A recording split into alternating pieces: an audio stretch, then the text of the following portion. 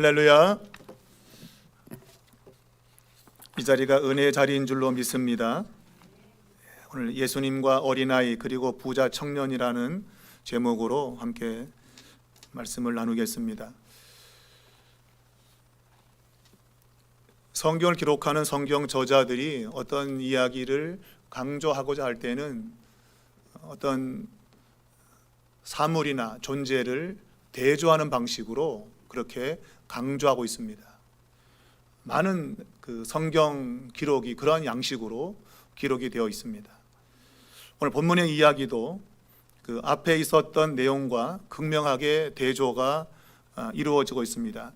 앞에 있는 내용을 보면 그 바리새인들의 그 강력한 그러한 모습, 그런 모습은 도리어 예수님께 거절을 당하고 어린아이 같은 그러한 연약한 모습은 받아들여지는 이러한 내용이 대조가 되고 있죠. 세상은 힘이 있고 권력이 있고 많이 소유한 사람들, 그런 사람들이 하나님의 축복을 받은 것 같고 또한 성경에 말하고 있는 것처럼 천국에 들어갈 것 같은 그러한 생각이 드는데, 근데 성경은 예수님의 가르침 속에서 도리어 그런 것이 천국에 들어가는 것에 걸림돌이 된다라고 하는 것을 보여주고 있어요. 그래서 그렇게 강력한 사회적 신분이나 위치를 가지고 있던 바리새인들이 거절을 당하는 것과 달리 힘이 없고 연약한 당시의 사람들로부터 무시당할 만한 그러한 존재인 어린아이들을 예로 들면서 이 어린아이 같은 이러한 사람들이 천국에 들어간다, 천국에 합당하다, 이렇게 이야기를 하고 있어요. 그러니까 사람들의 기존에 갖고 있던 그러한 생각이나 관념을 뒤집어 놓는 그러한 가르침인 것이죠. 자, 오늘 본문에도 보면 사람들이 몇 명의 그런 어린이들을 데려오는 이러한 상황 속에서 예수님의 반응을 소개해 놓고 있는데, 당시의 사람들은 자기 아이들을 데리고 와서 랍비들이나 이런 사람들에게 이제 축복 기도를 받게 하는 이런 일이 있었습니다. 아마 사람들이 예수님께도 동일하게 자신의 아이들을 축복해 주시기를 바라면서 데려온 것으로 보입니다. 축복 기도, 오늘 성경은 안수하며 기도하는 것으로 말하고 있는데 이것은 축복 기도를 의미하고 있습니다. 그런데 오늘 이 제자들이 이런 아이들이 오는 것을 금했다, 오지 못하게 했다 라고 하는 것이죠. 제자들이 이 아이들이 곁에 오는 것을 금했던 이유는 크게 두 가지로 볼 수 있겠는데, 한 가지는 지금 예수님의 여행이 자꾸 지체되는 이러한 상황 속에서 짜증이 나는 거죠. 갈만하면 와가지고 그냥 간섭하고, 그러니까 예수님의 그 여행, 그 진행을 자꾸 방해받는 이러한 상황 속에서 짜증이 난 거죠. 그래서 아이들이 오지 못하도록 했던 것이 한 가지 이유일 것이고, 두 번째는 당시의 아이들은 전혀 도움이 되지 않는 그러한 존재이기 때문에 무시를 당하는 그러한 상황에서 아마 이 제자들도 당시의 관습대로 아이들에게 이렇게 무심결에 그냥 그들을 함부로 대했던 그런 모습이 나타나고 있는 것이죠. 사회 관습에 무심결에 동화되어서 살아가는 이런 모습이 오늘 우리들에게도 가장 큰 약점입니다. 그래서 성경은 세상 풍조를 따르지 마라, 이 세상의 방식대로 살아가지 말라 하고 우리에게 그렇게 권면하고 있는 것은 그는 결코 우연이 아닙니다. 그런 일들이 끊임없이 우리가 하나님 백성으로 살아나가는 것들을 방해하고 장애를 주는 것임에 틀림이 없기 때문이죠. 자, 오늘 여기서 좀 예수님이 이 아이들에 대한 반응, 예수님은 그 아이들을 자신에게 오는 것을 금하지 말라고 이야기하고 있습니다. 실제로 이 아이들을 제지했던 예수님의 제자들 역시도 예수님의 눈에는 어린아이 같은 그러한 존재들이잖아요. 그들은 사회적으로 볼 때 그렇게 중요한 위치에 있지 않습니다. 그들은 어부였고 또한 세리였고 남들이 무시할 만한 그러한 위치에 있던 사람들이에요. 그러니까 그들을 본다고 한다면 그들 역시도 세상에 힘있는 자에 비하면 어린아이 같은 그러한 위치에 있는 것입니다. 그런데 이 어린아이들이 오는 것을 금하고 있는 이들 역시 자신들이 어린아이인 것을 깨닫지 못하고 있는 것이죠. 자신들이 뭔가 대단하기 때문에 예수님이 그들을 제자로 받아들였다고 하는 착각 속에 있는 것입니다. 그들이 약하기 때문에, 그들이 세상 속에서 무시당하는 존재이기 때문에 예수님이 그들을 제자로 불렀다라는 그런 생각을 그들이 가져야 되는데 그러지 못해요. 이건 비단 예수님의 제자들만 그렇습니까? 우리도 그럴 때가 있다 이거죠. 내가 뭔가 예수님이 부를 만한 조건이 있어서 내가 남들보다 좀 더 나은 위치에 있기 때문에 예수님이 나를 부르신 거 아닌가? 그런 생각을 가질 때가 있어요. 그렇게 보였던 사람들이 바로 고린도 교회 사람들이죠. 고린도 교회 사람들은 자기에게 각종 은사가 막 나타나니까 야, 내가 뭐 좀 잘나가지고 이런 하나님이 내게 은사를 주시는가 보다 라고 생각했던 겁니다. 근데 바울은 야, 니네 주제를 알아. 니네가 지금 어떤 형편과 처해져 있는지 한번 생각해봐라. 너희 가운데 많이 배운 사람이 있냐? 많이 가진 사람이 있냐? 사회적으로 비교해 볼 때 그런 사람이 아무도 없지 않느냐. 그런데 마치 오늘 하나님이 은사를 준 것을 내가 어떤 조건이나 이런 것에 합해가지고 준 것처럼 왜 그렇게 생각하는가? 잘못됐다 그죠. 하나님의 은혜는 값없이 주어지는 것이고 그런 조건과 환경에 어떤 구애받지 않게 하나님의 은혜는 오는 거예요. 그런데 믿는 사람 가운데 많은 사람들이 이러한 잘못된 생각, 착각, 내가 뭔가 좀 하나님께 은혜 받을 만한 건덕지가 있어서 내가 지금 이렇게 살고 있는 거 아닌가 그런 생각을 가질 때가 있어요. 그러다 보니까 좀 사회적으로 좀 낮은 사람들, 이런 사람 오면 무시하기 십상이고 저리 가, 여기는 네가 올 자리가 못 돼, 이런 식으로 반응하는 사람들이 있을 수 있는 거예요. 제가 가끔씩 말하지만 교회에 누군가를 전도해 올 때 사회적 신분이 좀 높은 사람, 좀 부자들을 오면 월척을 건졌네 그래요. 월척이라 그래.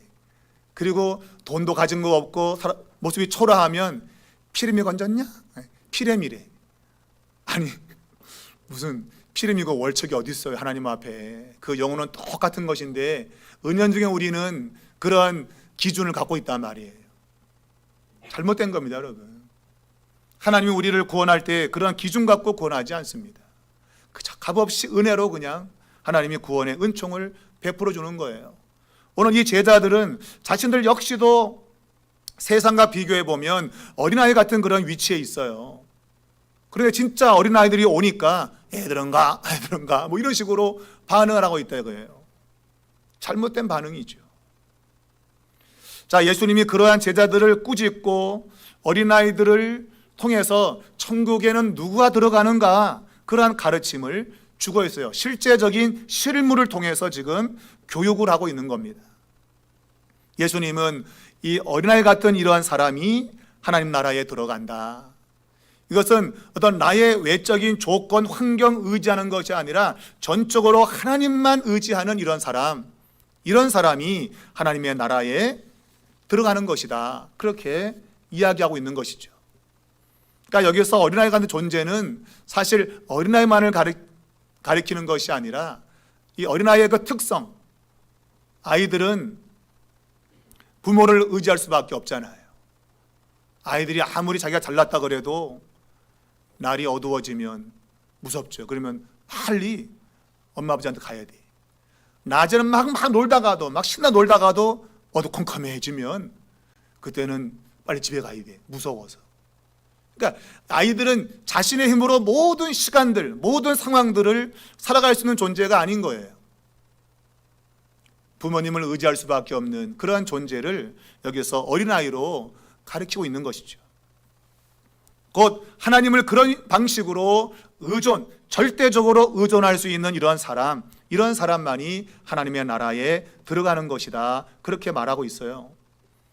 자, 지금 하나님의 나라라고 하는 개념 자체를 어린아이가 살아가면서 살아가는 그러한 삶의 근거를 가지고 이야기하고 있는데, 바로 이 천국이라고 하는 것은 미래적 측면이 아니라 현재적 측면입니다. 현재 아이들이 지금 부모를 의지하고 살아가는 것처럼 지금 하나님의 나라가 이곳에 와 있는데, 이곳에 역시도 하나님만 온전히 의존하는 그런 사람이 하나님의 나라에 들어가 있는 거다. 그렇게 살아가는 사람이 하나님의 나라에 들어간 거다. 그렇게 이야기하고 있는 것이죠. 그러니까 미래적 측면이 아니라 현재적 측면을 예수님이 이야기하고 있는 거예요. 그러니까 그 나라에 들어가 있는 사람은 전적으로 하나님을 의존하는 사람이고, 이것이 이제 뒤에 나오는 이 부자 청년의 이제 그 이야기처럼 어떤 것도 의지할 수 없고 오직 주님만, 하나님만 따라가는 사람, 이러한 사람이 현재 도래에 있는 천국에 속한 사람이다. 이렇게 가르치고 있는 겁니다. 자, 이 어린아이의 특징은 아까 말한 대로 수용성, 뭔가를 받아들이는 이런 개방성이 많은 것이죠. 우리가 아이들의 마음을 어떻게 표현하나요? 하얀 백지, 때론 도화지로 표현하죠. 그죠? 거기는 무엇이든지 그릴 수 있어요. 무엇이든 그린다는 얘기는 그만큼 수용성, 또 열려있는 개방성을 이야기하는 것이죠. 근데 기존의 어른들은 하얗지가 않아요. 검에 뭐가 그린 게 많아. 마음에 막 이게 낙서가 많아요. 거기다 뭘 그리려니 그려봤자 이게 도대체 무슨 그림인지 알 수가 없어요. 그러니까 우리의 신앙생활도 그게 많아요. 옛날 전통적인 우상 숭배에 있던 사람들에게 복음을 전하잖아요. 그죠? 그럼 이 복음이 그 전통적인 미신과 우상 숭배와 짬뽕 돼가지고 요상한 그런 기독교가 등장하는 거예요. 요상한 기독교. 우리가 참 이게 우리가 정말 하나님의 백성으로 살아나간 데서 나감에 있어가지고 장애 요소입니다. 그래서 성경은 완전히 갈아엎어야 될 것을 말하고 있어요. 완전히 갈아엎어서 새롭게 시작하는 것이 되어야 된다. 그렇게 이야기하고 있는 것이죠. 그만큼 뭔가 안에 담겨져 있는 상태에서는 새로운 걸 받아들이기가 어려운 거예요. 근데 아이들은 다르다. 아이들은 뭔가를 얘기하면 그대로 마치 스펀지가 물을 빨아들이듯이 그렇게 수용성이 강하고 마음이 열려 있어서 개방돼 있어서 잘 받아들인다고 하는 것을 지금 말하고 있는 것이죠. 그래서 사실은 어른들 전도하는 것보다는 아이들 전도가 쉬운 겁니다. 아이들 전도가. 해보면 그래요. 정말 아이들에게는 그저 가서 뭘 얘기하면 잘 들어요. 애들은. 왜냐하면 아직까지 세상에 대해서 많은 경험이 없기 때문에 누가 이야기하면 어휴 그런가? 그리고 이 복음도 쉽게 받아들이는 거죠. 근데 나이 먹은 사람들, 특별히 옛날에 그 미신 믿던 사람들에게 참 전도하는 거 정말 하나님의 역사 아니면, 물론 다 아이들도 예수 믿는 거 하나님의 역사입니다만은, 근데 참 그런 분들 전도하기는 정말 어려워요. 정말. 제가 부산에 있을 때 제가 살겠던 그 장소가 감천이라는 동네인데, 이 동네는 아주 언덕배기에 그냥 있는 그런 집이에요. 그 동네 사람들이 전부 다 바닷가다 보니까 미신을 섬기고 그런 곳입니다. 가서 두드리면서 전도를 하면 전부 다 인상들은 전부 다 그냥 우거지 삶아놓은 거 완전 그냥 쥐어짜는 것처럼 그냥 그렇게 얼굴 살면서도 예수 믿으면 참 행복하다. 믿어보세요. 그래도 우거지 꽉 쓰면서 안 믿어. 안 믿는데. 같이 한 권사님이 나도 옛날엔 당신같이 얼굴이 우거지였어. 근데 내가 예수 믿어보니까 참 너무 행복하더라. 그렇게 얘기해줘도 그건 당신 팔자지. 내 팔자는 그게 아니야. 이러. 안 믿어. 정말 그런 분들 전도하는 거는요 하늘의 별따기입니다. 완전 머리가 그 옛날 그 미신과 우상과 또 자기의 관습 경험이 꽉 들어차가지고 복음이 들어갈 자리가 없어요. 정말 하나님이 강권적으로 그 인생 가운데 정말 역사하지 않으면은요 그런 분들 정말 교회 오기 진짜 어렵습니다. 설령 교회 한번 오잖아요. 그러다가 만일 무슨 일 생기면은요 거봐 괜히 왔어. 그래서 종교는 바꾸는 게 아니래. 이러고 돌아간다니까 여러분. 그런 사람이 부지기수로 있는 거예요. 그런 동네는 여러분. 전도가 참 어려운 겁니다. 그래서 우리가 예수 믿게 되는 건요, 전적인 하나님의 은혜입니다. 그거는 내가 내 지혜로 내 생각으로 믿어진 게 아니에요. 진짜 하나님이 그냥 믿게 만든 거예요. 그냥 믿어지게 만든 거예요. 그냥 우리가 그 바울이 에베소 1장에서 그 예정을 이야기하죠. 그죠? 이게 참 그 불신자들에게는 정말 기분 나쁘고 화딱지 나는 일이에요. 처음부터 하나님이 누구는 구원시키고 누구는 구원 안 시키기로 딱 정해놨다. 그러니까 굉장히 화가 나는 거죠. 안 믿는 사람은.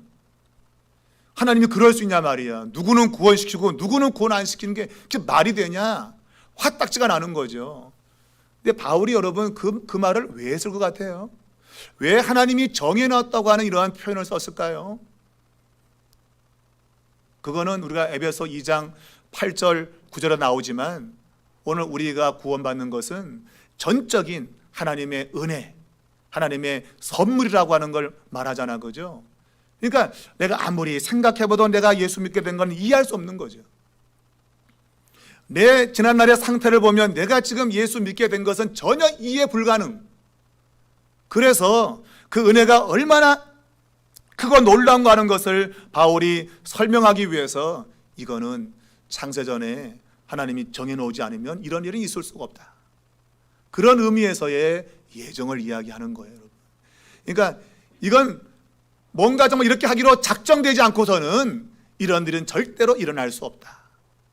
그런 의미에서 예정이지 처음부터 그냥 너는 지옥 가라 이 자식아, 너는 천국 가라 이 자식아, 하나님이 그런 의도로 정해놓았다는 의미가 아니에요. 예수 믿고 나 보니까 야 이거야말로 정말 어떤 인간적인 방법이 전혀 개입될 수 없고 하나님이 정말 하나님만이 역사한 그런 결과다라고 하는 것을 바울이 설명하기 위해서 말한 대로 에베소 2장 8절과 9절 하나님의 그 은혜를 인해서 우리가 구원을 받은 하나님의 선물을 받은 것, 이것은 아마 그 옛날에 하나님이 그렇게 정해놨기 때문에 우리가 때가 되어서 이렇게 구원을 받은 거다. 그렇게 지금 역으로 거슬러 올라가서 이야기한 거지 처음부터 정해놨어? 그러니 그냥 너는 그냥 믿고 구원받을 거야, 그런 의미가 아니에요. 믿고 난 다음에 생각해 보니까 하나님의 은혜가 아니고서는 될 수 없는데 아마 이것은 하나님이 그 태초부터 구원하기로 작정하지 않고서 어떻게 이런 일이 벌어질 수 있는가, 그걸 강조하고 있는 거죠. 여러분, 이것은 믿어본 사람만이 깨닫는 거라 이거예요. 그런 은혜를 받아본 사람만이 그런 고백을 하는 것이죠. 어떻게 내가 구원을 받을 수 있는가, 그겁니다. 오늘 이 아이들이 오는 것을 못 오게 하는 이러한 사람들, 자신들이 구원받은 그 은혜가 무엇인지를 모르기 때문에 이런 아이들은 천국에 절대 올 수 없어, 그런 반응을 보인다, 그런 얘기예요. 오늘 예수 믿는 사람들의 생각 속에 있는 그러한 여러 가지 막 섞여 있는 이런 것들이 정말 진정한 복음으로 정리가 돼야 돼요. 정리가. 그러면 우리의 마음을 정말 낮추어야 되죠. 어린아이처럼 낮추어서 정말 하나님의 은혜를 정립을 하고 거기에 대한 반응이 우리에게 나타나야 될 줄로 믿습니다. 자, 오늘 이 마태는 이 어린아이에 대한 이야기, 어린아이가 하나님 나라에 당당히 들어가는 이런 것과 대조적으로 한 청년을 소개하고 있습니다. 대조시키는 거예요. 한 청년을 소개시키고 있습니다. 이 청년은 성경에 보니까 부자라고 되어 있습니다. 오늘 본문에는 어떤 사람이라고 이야기하다가 중간에는 청년이라고 말하고 있고 마지막 부분에서는 부자라고 이야기하고 있습니다. 그래서 보통 우리는 말하기를 부자 청년이라고 그렇게 이야기하는 겁니다. 자, 누가는 이 사람을 관리라고 했어요. 관리. 그러니까 사회적으로 어떤 직위가 있는 사람, 단순히 부자일 뿐만 아니고 사회적인 지위와 명성을 가지고 있는 사람이라고 이야기하고 있습니다. 그러니까 저번 누가는 더 구체적으로 실제적으로 그를 설명하고 있잖아. 그죠? 그러니까 세상에 뭔가를 다 가지고 있는 그러한 의미를 더 강하게 누가는 강조하고 있는 거예요. 단지 부자만 아니라 세상의 지위와 명성과 덕망을 가지고 있는 그런 위치에 있는 사람이라고 소개하고 있는 겁니다. 오늘 성경이 말하고 있는 이 청년이라고 하는 이 그룹은 보통 20세에서 40세까지를 포괄적으로 이야기하는 겁니다. 그러니까 정확히 몇 살인지는 알 수 없어요. 그러나 20에서 40, 요 언저리에 포함되어 있는 사람입니다. 자, 이 사람은 부자인데 이 부자인 사람이 예수님께 나와서 지금 어떻게 하면 영생을 얻을 수 있는지를 질문하고 있습니다. 자, 마태는 오늘 선한 일이라고 하는 것을 추가해서 인간의 어떤 행위를 통해서 영생을 얻을 수 있다고 하는 생각을 가지고 있는 것을 밝히고 있어요. 맞아요. 사람은 뭔가 행위를 통해서 영생을 얻으려고 합니다. 제가 설명했지만 천주교는 선한 일을 하는 것이 영생을 얻는, 구원을 받는 조건입니다. 딱 정해져 있어요. 천주교회에 나와야 되고 영세를 받아야 되며 선한 일을 해야 됩니다. 이 세 가지가 다 갖추어질 때 구원을 받는 거예요. 그러니까 이 가운데 뭐라도 모자르면 어디 가요? 연옥 가는 연옥. 연옥 가서 대기하고 있다가 그의 자손들이 막 공덕을 쌓고 막 착한 일을 하면 이게 이제 그 벌점이 제거되는 거죠. 제거되어서 딱딱 지워지면 천국으로 가. 그렇게 가르치는 거예요. 성경에 없는 얘기입니다. 자, 어찌되었던 인간의 뇌 속에는 뭔가 사람이 착한 일을 하면, 선한 일을 하면 영생을 얻을 수 있지 않겠나, 이런 생각을 가지고 있어요. 은연중에.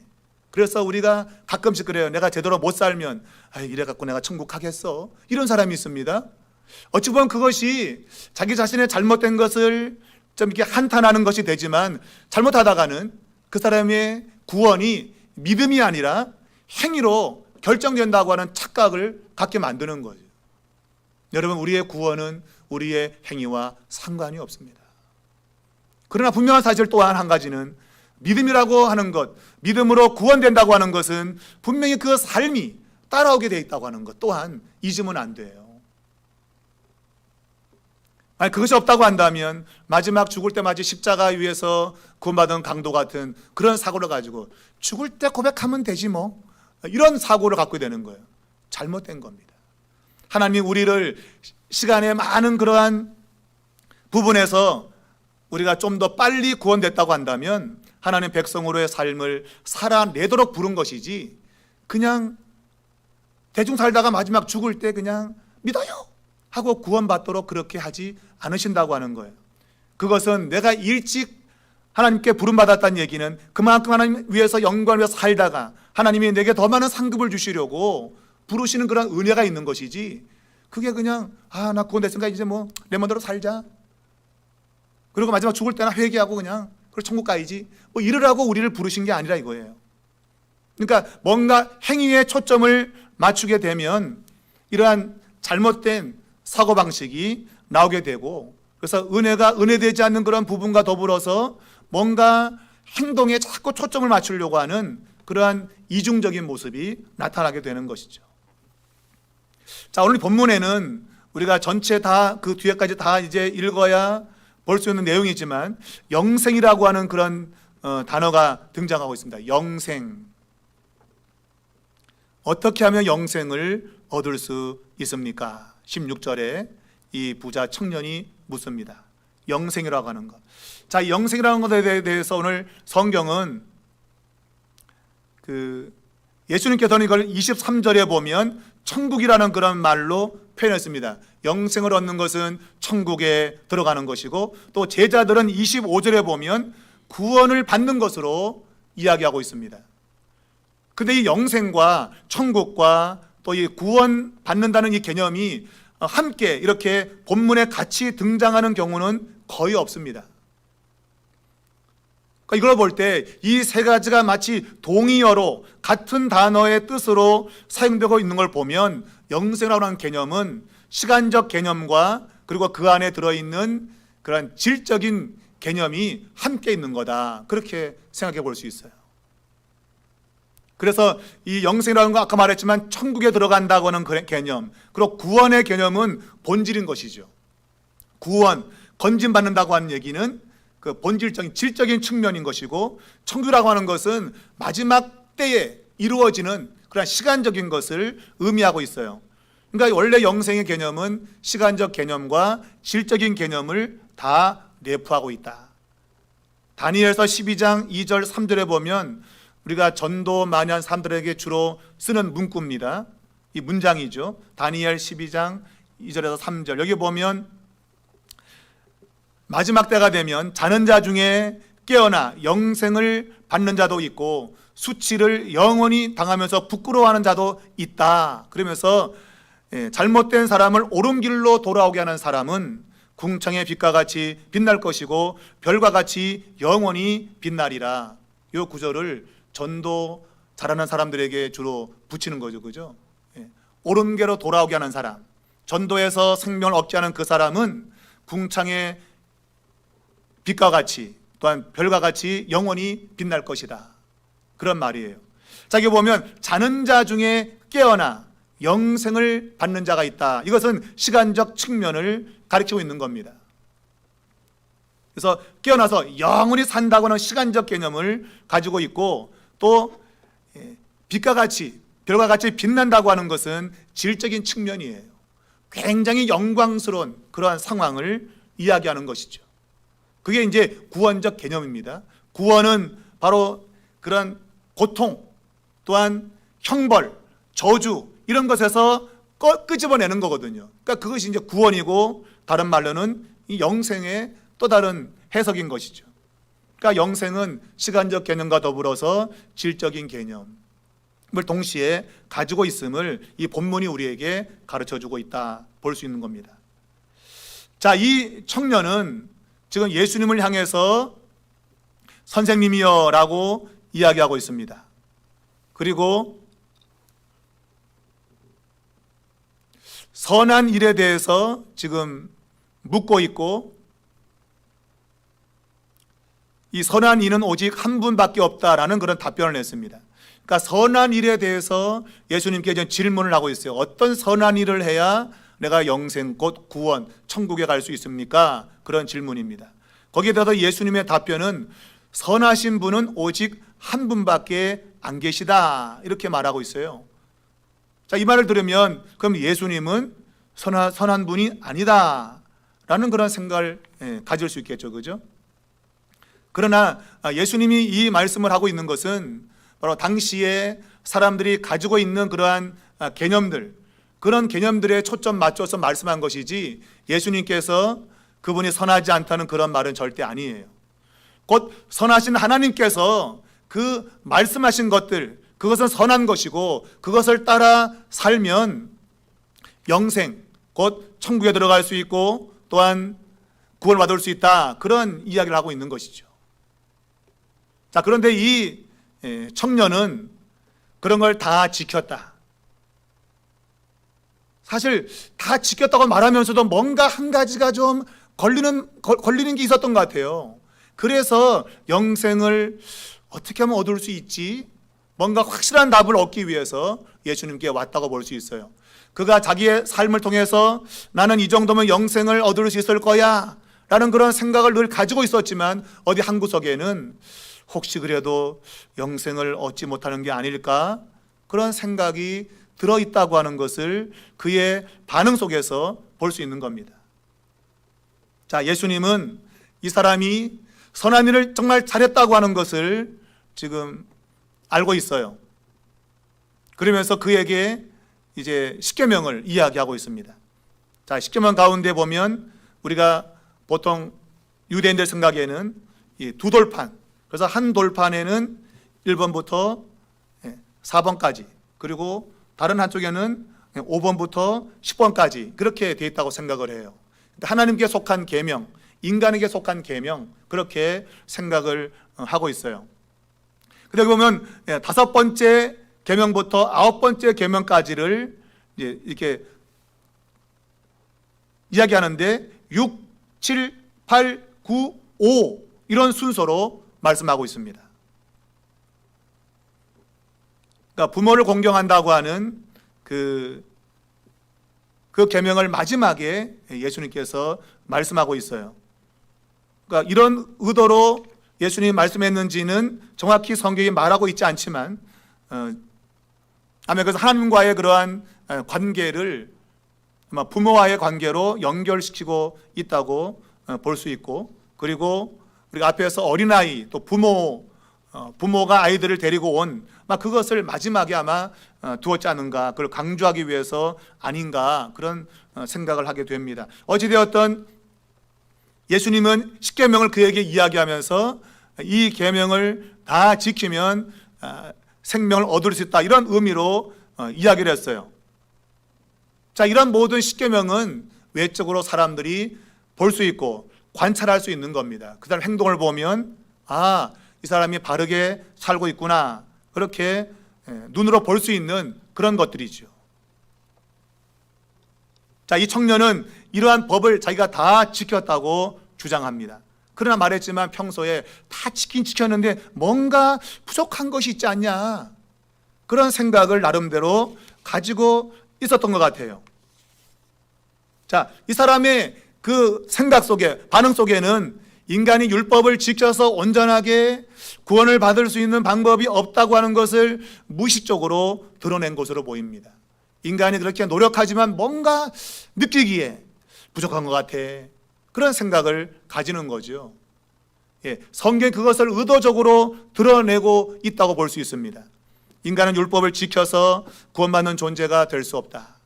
이미 청년은 그러한 인식을 나름대로 가지고 있었던 걸로 보이는 거죠. 자, 예수님은 이 청년의 그러한 주장에 대해서 부정하지 않았습니다. 잘했다고 했습니다. 자, 그러나 네가 잘했지만, 그러나 예수님이 그의 행동에 대해서 수정을 요구하십니다. 이제 두 가지 계명을 주시게 되는데 그 명령에 순종하면 두 가지 결과를 약속하십니다. 첫 번째는 자기 소유를 팔아서 가난한 자들에게 나누어 주라고 하는 것입니다.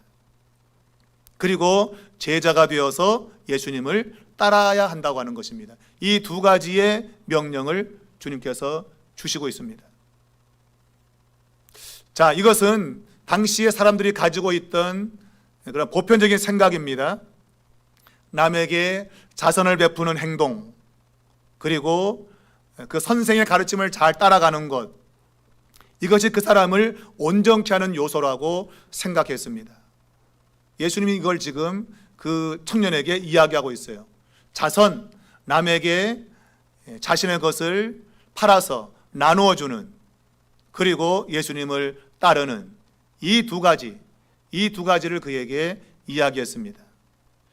자, 이 자선이라고 하는 것은 유대교의 가장 기본적인 덕목이에요. 남에게 선을 행하는 것. 그러나 이 선을 행하지만 희생적인 것은 강요하지 않습니다. 희생을 요구하지 않아요. 그러니까 그 바빌론의 그 탈무드에 보게 되면 자기 소득의 20% 이상은 남을 위해서 쓰지 말라고 되어 있습니다. 그러니까 이 남에게 자선을 베푸는 것도 한계가 있어요. 그 이상 넘어가면 안 된다고 되어 있어요. 그런데 지금 예수님의 가르침은 뭐예요? 다 팔아가지고 나눠주라고 하는 거예요. 그러니까 이건 희생을 요구하는 거죠. 다 팔아서 나눠주고 그리고 나를 따르라 되었습니다.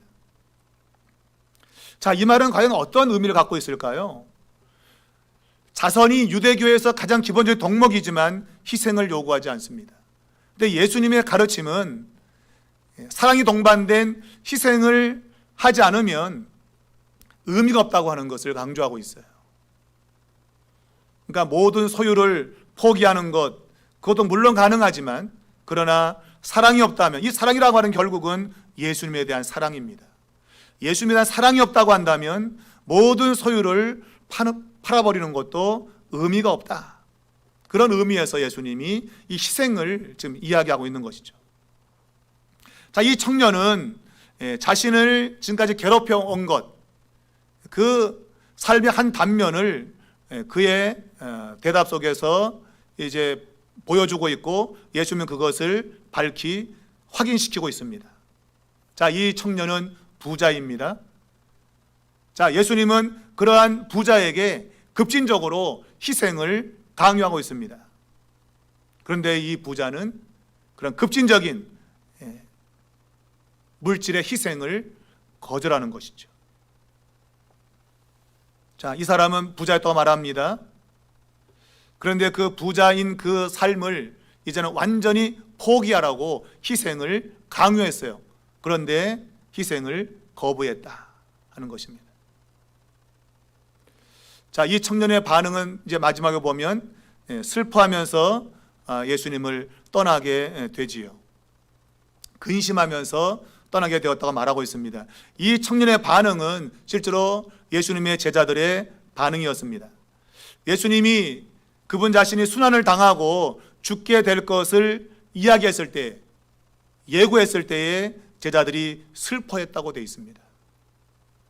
그러니까 예수님이 고난받으시고 죽으신다는 그러한 말씀을 들었을 때에 제자들의 반응은 슬픈 반응이었어요. 자, 그러한 반응처럼 이 청년 역시도 예수님의 말씀을 듣고 나서 슬퍼하며 예수님을 떠났다고 되어 있습니다. 자, 오늘 이 사람이나 예수님을 따르는 12명의 제자들은 예수님의 고난받는 것에 대해서, 그리고 그를 따르는 제자도가 무엇인가에 대한 그런 이해가 부족한 것이에요. 그러니까 예수님은 왜 고난받아야 되는가, 그리고 그분을 따르는 제자에게 요구되는 그러한 제자도가 무엇인가 하는 것에 대한 이해가 없는 겁니다. 그러므로 슬픔을 드러내고 있는 것이죠. 자, 성경은 우리에게 예수님을 따른다고 하는 것은 고난의 길임을 우리에게 이야기하고 있습니다. 그런데 많은 사람은 예수님을 따를 때 고난을 생각하지 않는 것이죠. 예수님을 따르면 그저 마냥 좋은 일, 행복한 일이 있을 것이라고 생각을 합니다. 물론 예수님을 따르는 삶 속에 세상이 주장하는 것처럼 좋은 일도 많이 있습니다. 그러나 궁극적으로 예수님을 따르는 길은 십자가를 지는 길이라고 성경이 말하고 있습니다. 그것을 바로 이 물질에 대한 희생을 요구하는 것으로 주님 말씀했습니다. 그런데 이 물질에 대한 희생을 모든 사람에게 요구하는 건 아니에요. 예수님의 요구는 그 사람에게 맞는 경우에만 요구하시지, 모든 사람이 다 공통적으로 물질을 다 팔아서 그러면 나눠주고 따라오라고 이야기하지 않습니다. 그렇게 할 수 있는 사람에게만 말씀하시는 거예요. 그러니까 각자에게 요구하는 것은 다 달라요. 너는 물질을 버리든지, 너는 환경, 아니면 너는 삶의 여러 가지 조건들을 버리든지 다 상황은 다릅니다. 그러나 분명한 사실 한 가지는 나의 모든 것을 버려서 주님을 따르지 않으면 하나님 나라에 들어갈 수 없다고 하는 거예요. 나의 모든 것을 버리는 그러한 삶의 자세가 반드시 따라와야 된다고 하는 겁니다. 그것이 없고서는 결코 하나님 나라에 들어갈 수 없다. 여러분 어떻습니까? 모든 걸 다 주님을 위해서 버릴 그런 각오를 가지고 지금 주님을 따르고 있습니까?